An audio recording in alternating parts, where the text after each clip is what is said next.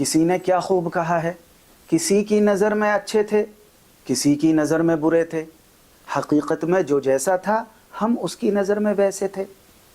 ये शेर अगरचे सबके लिए नहीं है, लेकिन बहुत हैं ऐसे जो इस शेर पर बिल्कुल मौजू उतरते हैं। असल में कुछ लोग अपनी अंदरूनी बुराई और कमज़रफ़ी की वजह से दूसरों को बुरा समझने में इस हद तक गुलू कर जाते हैं कि उन्हें अच्छाई का वजूद ही नज़र नहीं आता है। याद रखिए, लोगों की तंग नज़री आपकी हकीकत नहीं बदल सकती, इसलिए दुनिया के तबसरों से बेनियाज होकर अपनी तरक्की, अपनी इस्लाह में मसरूफ़ रहें।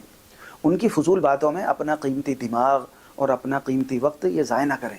आम तौर पर औरतें इन कामों में अपना वक्त बहुत ज़्यादा ज़ाय करती हैं।